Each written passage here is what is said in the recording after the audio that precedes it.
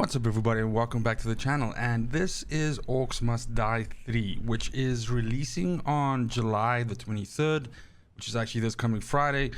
I do want to say thank you to the people at Robot Entertainment or Robot Studios that basically provided me with a key for review purposes, but I actually wanted to use this opportunity to look at one of the new features that came with Orcs Must Die 3, which is war zones, war scenarios, which are basically like exactly what we usually see with a level Orcs Must Die, where you essentially have to deploy traps and everything like that and stop the enemies from getting to your portal, but with one big difference, that these war zone scenarios are far more enemies than you're used to coming in at once.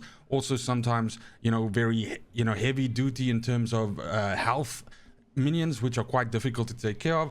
So what I wanted us to do is just have a look at one of these levels, see it essentially played out, and hopefully I can show you guys something new about the game that you didn't know before, and hopefully you like it. So we're just gonna go ahead and get this started with. Now the first thing that you'll notice is you have your normal traps as usual with a game of Orcs Must Die at the bottom there from 1 to 0. But what you now have when you see the shift 1 to 4 there are war zone specific traps, which can only be deployed in these big scale maps. Now generally these have quite a large footprint. For an example, as you can see here, this is a jump pad, or basically a pad that essentially pushes them off the bridge, and you can see that's quite large. Anybody that's played Orcs Must Die 2 before will know that you do get one plate versions of this as well. So we're definitely going to be using some of these new traps and skills today, just to sort of show them off. But let's just get a basic layout going here and get ready to book some orcs for some trouble, right? So first thing I'm going to do is I'm actually just going to concentrate on my bridge here, and which is the main sort of way for the orcs to travel into my base. Now you'll notice these big scenario maps, these war zones, have kind of like fallback positions, so there's several layers of defenses that they have to essentially get through from their starting point of over there, coming across the bridge and through here, before they actually get to the inside of your level. So that's a good thing. It means that you have several opportunities to stop them, of course. My strategy at the moment right now is just to kind of make it really uncomfortable for them to get across the bridge. Then what I'm also going to do, so some of you that are familiar with the Guardians from the original Orcs Must Die 2, or maybe even the original game, will know that that's basically like an archer. It looks like this, that you put down, that shoots arrows at orcs that come towards it. Now you have a warzone version of this, which is quite a large amount of archers just basically standing there. So what I'm definitely gonna do is I'm gonna put a stack of these over here, and what they're gonna do is they're just gonna fire at all these orcs as they sort of come into range. So I'm gonna do that. I'm kind of happy with this layout so far. We still got a little bit of money left, so what I'm gonna do is just put down this, maybe stop them there with some tar. I think this looks good enough to get us started with the first wave. Let's do this, right? There we go, and we got one left, so you know what, let's just pop it down there. Okay, so that's gonna kick us off with the first wave. Let's give it a little look. See, as I've mentioned, the orcs are of course going to be entering from this area over here. Now these archers, they should, when they start coming into range, they should start firing volleys of arrows over, which is phenomenal. There we go, really cool looking. And they'll just sort of start whittling these guys down. I can of course get a little bit involved as well, get some chain lightnings in there, and just basically be a nuisance to these orcs. And of course we're waiting for them to just sort of like come this way so they can start trying to get over the bridge. Now the cool thing is those archers are pretty much out of damage range there, so they can just sort of plug away there at these orcs, and it's not really going to be an issue. So far so good. These guys are really taking a beating, but we're gonna see if we can book some of them on a flight off the bridge. They should be getting ready for liftoff anytime now, and there we go. Bon voyage. What? Oh, I was gonna say watch out for the landing, but you already found yourself swimming in the lava, so that's too bad. So here we go with our first kind of big unit. These cannot be thrown by these. I'm sure that there's an upgrade later on that actually lets you do that, but however, it still does do damage to them and kind of like hits them into the side, which is really good. So they're kind of really at this moment in time sort of struggling to get through these defenses, so that's pretty sweet. Once we get a little bit more money accumulated, of course these war zones also afford you with a lot more cash or a lot more runic power to be able to build more traps. So it's really like a more kind of scenario, and I really do dig it. These little cobalt runners are of course always quite testy to get hold of, and they kind of tend to run through your defenses, but these traps here are working really well, just like sort of throwing them off the bridge there. I love it. I love the animations. They've really stepped up the game in terms of this game's graphics compared to Orcs Must Die 2, which was already kind of not really a slouch when it came out in terms of its graphic power.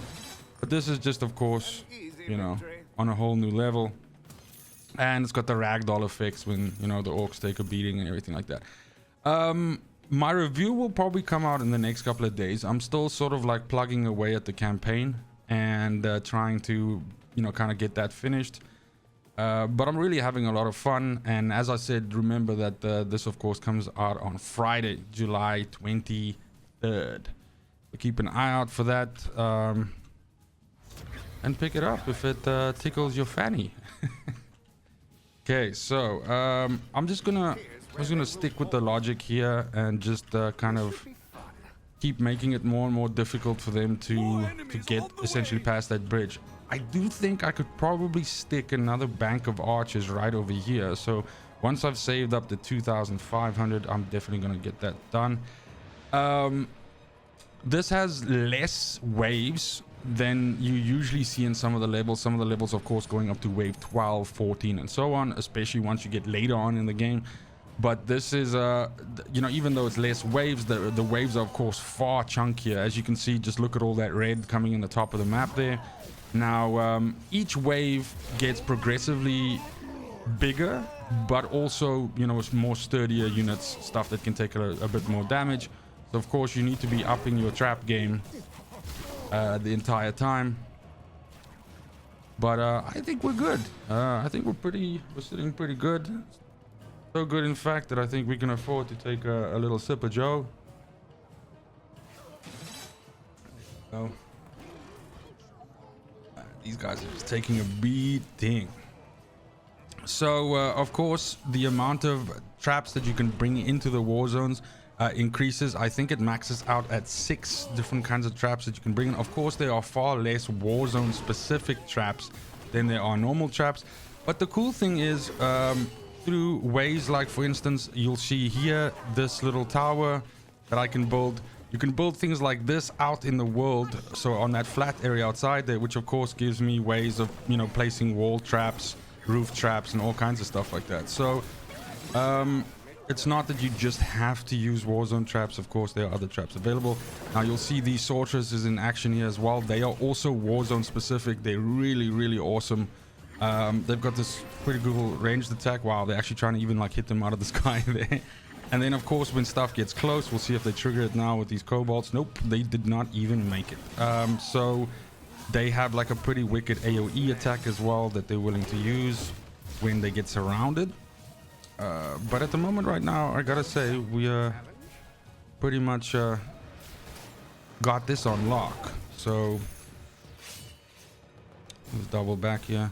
I can probably definitely go down there and get a little bit more involved, which I'll for sure do with the next wave. I'm just gonna go ahead and get this started so long. In any case, we don't have to wait. Gotta say, it's going well so far. Oh, that stack, and wow, we can put another one in there. Now we're just gonna see so many arrows flying over here. It's just gonna be bonkers. What I can obviously do now as well, which is probably a good idea, is to kind of just extend this front area out a little bit. Maybe put down a few of these, and that's of course going to end up slowing these guys down, which will just give them way more time to get hit by volleys of arrows. So we have a synergy. Of course, let it save up a little bit more. These guys are just getting owned now. Those archers are locking them down. Something fierce. I will mention also that those guardian archers over there, that's even the unupgraded version of it, so they're actually quite powerful. Now, any of you that might be watching this might be thinking, wow, this is actually like a cakewalk, it's pretty easy, but I do want to pull your attention to the fact that I actually have a pretty configured build, if I can put it that way, for this demo that I wanted to do today. So you'll notice the item that I have at 0 is the traps reset quicker item, which I specifically unlocked for this to just kind of like show it off, but also to have the traps fire off as fast as possible. So pretty much the first time around that you get here, this is a little bit more difficult than I'm making it look right now. But yeah, still not impossible to do. I mean, if I can do it, anybody can. Okay, so we just gotta mop up here. Wow, there's actually still a massive amount of guys coming through. What I am gonna do is I'm just gonna dump another one of these sorceresses in the back here just for good measure. We could probably go up to 4 to 5, maybe even 6. Although at the moment right now they kind of just seem to be on cobalt duty. They're just knocking out these cobalt runners that actually make it through these traps. Most of the big guys are not really making it through. In terms of difficulty, I'm actually on the middle difficulty right now, which is called War Mage, and so obviously there's also an opportunity for me to actually push up the difficulty when I'm at such a point that I feel like this is kind of like trivial, which of course gives me more opportunity for skulls and that sort of thing. So as mentioned, I'll definitely be putting down another one of these mages here, and then I'm just gonna do what I mentioned before. I'm just gonna keep, you know, extending out my carpet that I have in the front there. There we go. Those these tar traps are a little bit expensive. They're like 750, but it's okay, they do the job. They basically permanently slow something that comes across, and then even for a little while after they move across them. I can probably just walk right up here and get a couple of shots in. These guys are just getting pulverized by that barrage of arrows. I need to double check. I don't want to lie to you, but I'm pretty sure those guardian arrow archers can also be upgraded to shoot fire arrows, if I'm not mistaken. I know for a fact like the normal guardians can do that. I just need to obviously be sure and double check if those can do, but that would just be nuts. I think that'll be pretty sweet if I could get that to set them on fire. But we are about, I'd say, halfway through the 4th wave, and then of course we've got the last one coming. But it's going fairly well so far. I seem to be running out of mana a lot. Of course, that's also something which can still... Oh, that poor bastard wasn't dead, but just kind of got pushed over the edge there and then unceremoniously fell into the lava down below. But can we take a second just to admire how good that lava looks? I mean, it doesn't look good enough to go take a dip in it, but has some good looking lava. Oh my god, that guy just went in like the Terminator, like do do do do do do. There we go. Yeah, surprised didn't give me the middle finger after the beating they're taking from these archers. There we go. Okay, so I think we're kind of like getting to the, I want to say, the end of this wave, although it doesn't seem like they're letting up anytime soon. Of course, the game has headshots even when I'm shooting them with these spells, so you'll notice when I hit these guys with spells in the... You know, so can we just take a moment to say, you know, thanks that those traps can actually shoot me as well. That would just be unfortuitous if I was standing on one of those and I went flying with them into the lava. Actually, I mean, that would be, I suppose, pretty funny the first time it happened. But luckily that's not the case. There goes another dude. So the upgrade mechanic in this game is very similar, and when I say upgrade mechanic, I mean of course for the traps that you have is very similar to Orcs Must Die 2, and that's that you basically use the skulls and you upgrade with that. But then there's also a sort of like another requirement for being able to unlock the unique skills. And that is done by essentially, you know, using the trap a little bit. So in the case of, let's say, for example, these floor traps, right? This has to kill like 200 orcs, and then I'm able to unlock the sort of the unique upgrade. So yeah, there's incentive to use certain traps if you want to see if you want to see their final upgrade levels, which is pretty cool. Now, another very cool thing you're gonna see now is that these war zones have bosses. So we're gonna see the boss show up just now. Now each one of these bosses has kind of like a unique ability. Now I know that they said this dude's name is Crag, but I'm pretty sure it's Craig. He told me it's Craig, and Craig's unique ability is that he can actually slam the ground and disable traps. Now that is of course a big no-no for us aspiring war mages that want to kill all these orcs, because if he disables all my traps, then I'm gonna have a bit of a problem, even though he's gonna have a hard time disabling those archers from where he is. But I'm just gonna spend some time putting in some shots on Mr. Craig over here, get him ready for the bump and shuffle. There we go, he's about to do his move. So now you can see all the traps that are disabled are of course marked, and it looks like they're kind of like melting or molten or something like that, or being electrocuted. Maybe that's the look. But in any case, now you'll see of course a whole bunch more of these little dudes are starting to make it through now, because of course there's no trap cover now at that beginning part, but that's okay. Crag is not looking too healthy for this world. He might be going the way of the dodo very soon. There we go.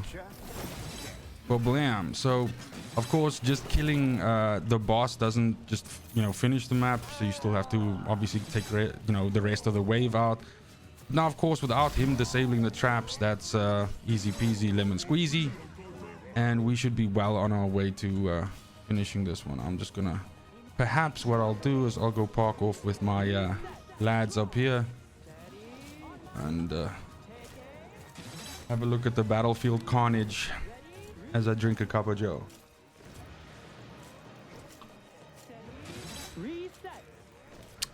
Sorry for the slurp. This is so good. So I'll just do my my rotation here quickly, see what's happening. How are you all faring? Are you still booking regular trips with Air Bouncer to the lovely southerly climates of Lava City? So great. And there we go. That's it. So I hope you guys enjoyed this little look at sieges or war zones within Orcs Must Die 3. I think it's a pretty cool feature. They tend to come about every 5 levels, so there's not a whole bunch of them, but I've basically done about 3 of them, and each one of them were really fun, just alongside all the other levels of course as well. But that's it for the video today. Let me know in the comments down below if you like what you see, if you'd like to see more content around Orcs Must Die 3. I'm definitely going to be streaming it one of these nights again as well, so definitely keep an eye out for that. Do also remember to look in the description for this video for the link to the Discord server. Come and join us on there. We're a bunch of gamers that hang out there, like-minded people that enjoy games like this and Outriders and everything like that. There are rooms where you can team up with people for co-op shenanigans and everything like that. There are areas if you need help or anything like that, or there's just areas to hang out and shoot the breeze. But that's it. Thank you so much for watching the video, especially if you made it this far. And it's just super important to me that you have a fantastic morning, a great afternoon, and like the best evening ever wherever you are. But until next video, fucking cheers. They want the best of me now, best of me now, best of me now, best of me. They want the best of me now, best of me now, best of me now, best of me.